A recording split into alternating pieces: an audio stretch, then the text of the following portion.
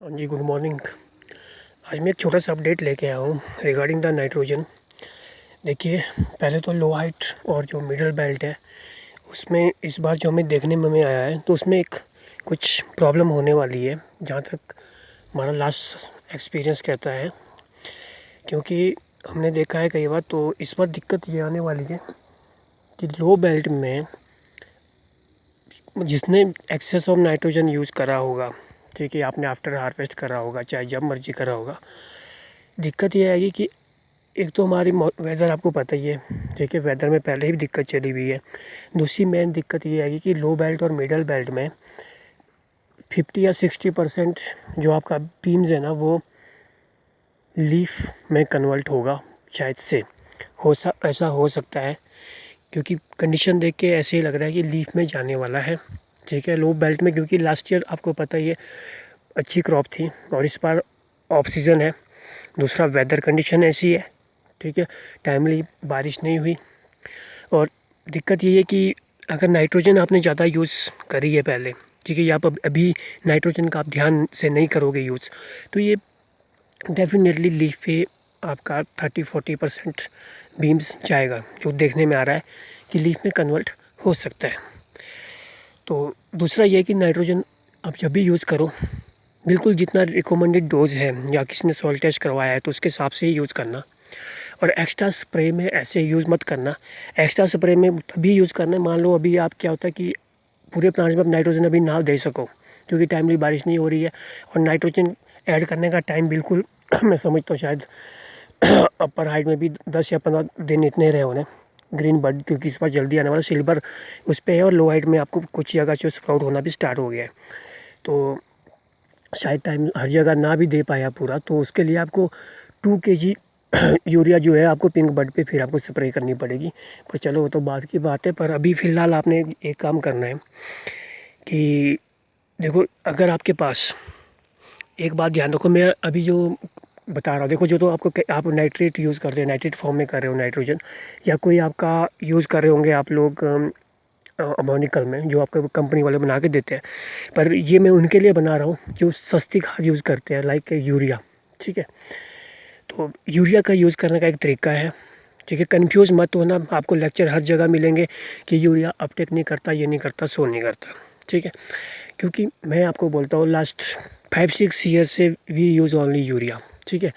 हम यूरिया ही यूज़ कर रहे हैं, लेकिन उसको यूज़ करने का तरीका है, अपटेक करवाने का तरीका है, वैसे यूरिया नहीं जाती है। तो वही मेथड जो मैंने आपको बताया था, ठीक है, वो आप में से किसी ने करा हो तो बेस्ट, नहीं करा होगा तो जिसके पास यूरिया है, यूरिया भी करनी है, तो यूरिया का टाइम ऑलरेडी मैं कहता हूँ, जैसे जहाँ भी आपको दिख रहा होगा ना, हल्का सा, ये देखो ग्रीन टिप दिख रहा होगा आपको, जहाँ भी आपको लग रहा है कि बीम्स बिल्कुल स्प्राउट होने की कगार पे है, ठीक है, पूरा स्प्राउट होने का वेट मत करना कि आप सारे बीम्स स्प्राउट हो गए। जब आपको लग रहा है कि आपके 40% प्लांट में जो है वो हल्का सा जो है वो बीम स्प्राउट होने की तैयारी में है, और स्पेशली जिसके पास भी 5500 तक आपके पेखम और कार्बन है, तो उसका टाइम आ चुका है, क्योंकि इसमें हल्का सी स्प्राउटिंग स्टार्ट हो चुकी है। तो वहाँ पे आपने क्या कर देना है, आप यूरिया यूज़ कर लो। अब आप बोलोगे बारिश नहीं है, और सबसे बड़ी बात है, बिना यूरिया के बिना उसके मॉइस्चर के यूरिया यूज़ करना खतरनाक क्यों होता है, आपको कैंकर वगैरह वहीं से आता है, ठीक है। और हम यहाँ हल्की सी स्प्राउट हो रहा स्टार्ट हो रहा है, इसलिए हम यूरिया ऐड करेंगे, बट वो 1-2 दिन बाद करेंगे। आप ऊपर देख रहे होंगे कि इसमें हमने इरिगेशन स्टार्ट कर दी है, ठीक है, क्योंकि बारिश के भरोसे रह नहीं सकते, क्योंकि उसका टाइम फिर निकल जाएगा। तो इसमें भी हमने इरिगेशन स्टार्ट कर दी है, ठीक है। इसके बाद ही हम इसमें क्या है, यूरिया को हमने स्टार्ट करना है, ऐड करना 1-2 दिन में। तो नीचे खूब मॉइस्चर होना चाहिए, ठीक है। और यूरिया ऐड करने का तरीका आपने क्या करना है, अभी आप पीएच वगैरह में देखो, जहाँ जहाँ आपके लग रहा है कि स्प्राउट हो रहा है, तो वहाँ पर आप इरिगेशन करना स्टार्ट कर लीजिए, उसके साथ आप यूरिया ऐड कर दीजिए। क्योंकि पता क्या है, अगर पूरे ब्रस्ट पे देखो, बाकी खाद फर्टिलाइजर तो अगर 14 और 15 डेज लेती है, ठीक है, क्योंकि वो पहले अमोनिकल और नाइट्रेट फॉर्म में, तो वो तो अपटेक कर जाएगी। बट यूरिया का क्या होता है, मैं जल्दी इसलिए बोल रहा हूँ, कम से कम आपके 15-20 दिन तो ये अमोनिकल में चेंज होने के लिए लेगी, ठीक है। उसके बाद जब वो चेंज होगी फिर वो अपटेक करेगी। अब आप बोलोगे चेंज कर सकती है, फिर मैं आपको बताता हूँ। आप जो यूरिया आपने बैग चेक कर लेना, ठीक है। आपको देखो, कोई भी एक्सपर्ट है वो आपको बोलेगा कि यूरिया लीच हो जाएगी भैया, ठीक है। अब मैं आपको बोलता हूँ यूरिया लीच नहीं होती है, ठीक है। क्यों? क्योंकि हमने यूज़ करी है और ये प्रूफ्ड है। कैसे प्रूफ है, अब मैं आपको बोलता हूँ। नीचे मॉइस्चर होगा, ठीक है। और यूरिया को लीच से बचाने के लिए अब आपने यूरिया जो आपके पास आती है, यूरिया फॉर्म जो आती है, उसमें जो होता है उसको जो होता है वो आप ये कह सकते हैं कि उसको नीम के साथ ऐड करके, नीम ऑयल के साथ ऐड करके, ठीक है। यूरिया को जो होता है नीम ऑयल में उसको इसलिए ऐड किया जाता है, उसका जो मोनेटाइजेशन है, फॉर्मेशन है, वो उसके साथ नीम के ऑयल के साथ किया जाता है। देखना यूरिया में लिखा होता है बाहर आपको, ठीक है, विद द जो भी आपका फॉर्मेशन विद द नीम, जो भी आपको होता है लेपित नीम, ठीक है। तो वो इसलिए होता है ताकि नीम जो होता है वो उसको जब सॉइल में वो जाएगी ताकि उसको वो पकड़ के रख सके, ठीक है। वो पकड़ उसकी वहाँ रहती है ताकि वो लीच ना हो सके, ठीक है। और 10 से 15 दिन जो होता है, मतलब 20 एक दिन तो यूरिया को जो होता है वो कन्वर्ट होने में लगेगा। आप देखना जब सॉइल बाद में कैसी होगी, नीचे गिल्ली गिल्ली होगी, दैट मीन्स कि उसमें अमोनिकल गैस आनी स्टार्ट हो गई है, ठीक है। तो उसका मतलब होता है कि यूरिया अब कन्वर्ट होना स्टार्ट हो गई है, ठीक। तो 10 से 15 दिन तो वो आपको अमोनिकल फॉर्म में चेंज होने में लेगी, ठीक है। उसके बाद जब चेंज होगी फिर वो और आपको 1 और 2 वीक्स आपको अपटेक करने में लगेगी, धीरे धीरे अपटेक होनी है। कोई भी खाद एकदम से अपटेक नहीं होती है, वो टाइमली अपटेक होती है। तो इसलिए जब हल्का सा बल्ब ब्रस्ट हो जाए तो आप उसी टाइम ऐड कर लो। वो इसलिए कह रहा हूँ ताकि आपका जब पिंक बड स्टेज आनी है तब तक वो अमोनिकल में फॉर्म होकर आपकी ऊपर अपटेक होना स्टार्ट हो जाए, ठीक है। ताकि आपका, क्योंकि फ्लावरिंग टाइम के लिए हमें क्या है, नाइट्रोजन चाहिए होती है बहुत ज़्यादा, ठीक है। उसके और यूरिया हमेशा आपने जो 1 केजी 2 केजी डाल रहे हैं वैसी गलती मत करना। वो ना तो आपका फॉर्म में चेंज होनी है, ना आपकी वो अपटेक होने वाली है टाइमली, ठीक है। 10% कहीं हो गई। हमेशा यूरिया को तोड़ के डाला जाता है। अभी आपका 700 ग्राम रेशो होती है जो एक फिक्स रेशो है, बाकी आपका सॉइल टेस्ट पे डिपेंड है, जो आपने सॉइल टेस्ट में आपका निकला है। और जिसने सॉइल टेस्ट नहीं करा है उसके लिए 700 जो है रिकमेंडेड डोज है। अभी 700 ग्राम आपने अभी डालनी है और 500 ग्राम आपने डालनी है जब आपकी फ्रूट सेट होगा। नहीं होगा तो आपने डालनी नहीं है, फिर क्यों बर्बाद करनी है, ठीक है। और यूरिया का यूज़ करने का यही तरीका है, ठीक है। और ये कंफ्यूज मत होना जो सस्ती खाद यूज़ कर रहा है कि अब हम क्या करें, हमने तो सिंपल सी बात है, हम भी कर रहे हैं, यूरिया फॉर्म में यूज़ कर रहे हैं, ठीक है। लेकिन यूज़ करने का उसको तरीका है। एक वही थी, मैंने आपको प्रीवियसली बताया था। तो देखिए पीएच में तो डालना ज़रूरी है आजकल। अब इरीगेशन से करो, आप जैसे मर्जी करो, क्योंकि बारिश मुझे नहीं लगता कि टाइमली होनी है, ठीक है।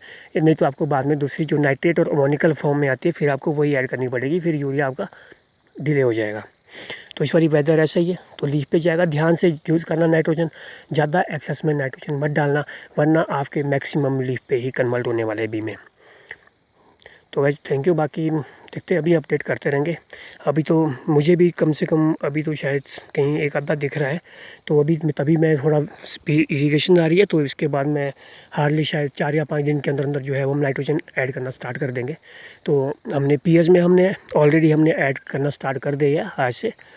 तो याद रखना नीचे मॉइस्चर बहुत होना चाहिए भैया, ठीक है। मॉइस्चर इतना होना चाहिए, जब आप 1/2 इंच तक तो आपका मॉइस्चर होना चाहिए, तभी आपकी यूरिया खाद्य जो भी आप कर रहे हैं तभी वो आगे अपटेक होनी है, ठीक है। और एक बात याद रखना है, लीच होने के डर से ऐसा नहीं करना अपने महंगी खाद में आप पैसा वेस्ट करो, ठीक है। लीच नहीं होती है, अब उसमें आपको विद नीम फॉर्मेशन आती है, वो इसलिए आती है ताकि उसको वो सॉइल के साथ पकड़ में रख सके, ठीक है, वो बहना। एक बात आपने याद रखना है। तो और दूसरा क्या है, अगर आप, मुझे पता है हम भी कैंप्स लगा चुके हैं, 100 कैंप लगाते हैं, सबके सुनते हैं, लेकिन करना वही जो आपको समझ आए। और दूसरा नॉलेज होना बहुत ज़रूरी है, ठीक है। नॉलेज आपको रखनी पड़ेगी, क्योंकि देखो कोई भी ये नहीं है कि जो आज आपके कैंप्स लगा रहे हैं वो सब एक्सपर्ट बन चुके हैं ठीक है। क्योंकि हर चीज़ के पहले क्या होती है, टेस्ट होती है। वो टेस्ट कहाँ होता है, वो होता है, आपको पता है, हॉर्टिकल्चर जो यूनिवर्सिटीज़ है वहाँ होती है। और वो हॉर्टिकल्चर यूनिवर्सिटी आपको कभी ये नहीं बोलते कि हाँ जी यार भाई यूज़ करो, ये करो ये करो, नहीं। वो आपको सिंपल फॉर्म देते हैं यूरिया की, सबसे ज़्यादा नाइट्रोजन इसमें है, ठीक है। क्योंकि देखो जो भी अभी कैल्शियम नाइट्रेट यूज़ कर रहे हैं ना आप में से, तो मैं उनको बता देता हूँ कि मिनिमम डोज जो होती है वो 2 से 2.5 kg आपकी कैल्शियम नाइट्रेट होती है। याद रखना उतना आपको डालना पड़ेगा एक प्लांट में, पूरी साल में 5 या 6 किलो आपको डालना पड़ेगा एक प्लांट, क्योंकि इसमें 15% नाइट्रोजन है, तभी वो अपटेक होना है, अदरवाइज़ नाइट्रोजन उसमें नहीं मिलनी है। तो वो आपको पता है कितना कॉस्टली पड़ जाना है। सस्ती खाद जब है उसको यूज करो। और पूरी दुनिया ऐसी नहीं है कि बेवकूफ़ है बैठी हुई, ठीक है। पंजाब के आपने देखा होगा, पंजाब में, हरियाणा में, जयपुर में, हर जगह जो फार्मर्स है वो भी यूरिया यूज़ करते हैं। अब ऐसा तो है नहीं कि छोटा पौधा है वो आप ले रहा है, बड़े पौधे कोई नहीं चलती जी। फिर दूसरा, आपने एक बात कभी पूछना, आपने जो भी आपके कैंप्स लगाते हैं आपके एक्सपर्ट्स हैं, उनको आपने कभी एक बात पूछना कि आप स्प्रे में तो आप फॉइलर स्प्रे में तो आप यूरिया यूज़ करते हैं, ठीक है, वो तो वहाँ पर आपको बोलेंगे यूरिया यूज़ करो फॉइलर स्प्रे में। फिर फॉइलर स्प्रे में यूज़ क्यों अपटेक होगी, क्यों जाएगी अपटेक? जब वो लगती ही नहीं है प्लांट को तो वो फॉइलर स्प्रे में क्यों जाएगी? देखो जो फॉइलर में वही फर्टिलाइज़र या कोई भी आपकी मेडिसिन जाती है जो आप नीचे आप यूज़ करते हो, जो आपके रूट ले रहा है ना, तो फॉइलर क्यों करते हैं? ताकि वो जल्दी पकड़े। अब वो ऊपर से जब लेगा ही नहीं पौधा, जब लेता ही नहीं है भैया उस फॉर्म में, तो वो क्यों पकड़ेगा? तो इसलिए इन बात को समझना। और ये बाकी तो प्रैक्टिस पे डिपेंड है, आप यूज़ करना सीखोगे तो करो, ठीक है। बाकी सबके लिए शुभकामनाएं। बाकी लेट्स सी, अपडेट होते रहेंगे टाइमली क्या रहता है। जो तो वेदर है इस बार वो तो बिल्कुल अच्छा नहीं है, और हमें डाउट यही है कि आगे अभी हो सकता है अब इसके बाद फ्रॉस्ट का टाइम आना है, क्योंकि इस बार थोड़ी जल्दी मुझे लग रहा है कुछ फ्लावरिंग होने वाली है, और दूसरा दिक्कत आनी ही आनी है। तो बाकी देखते हैं, बेटर लक क्या होता है। Thank you.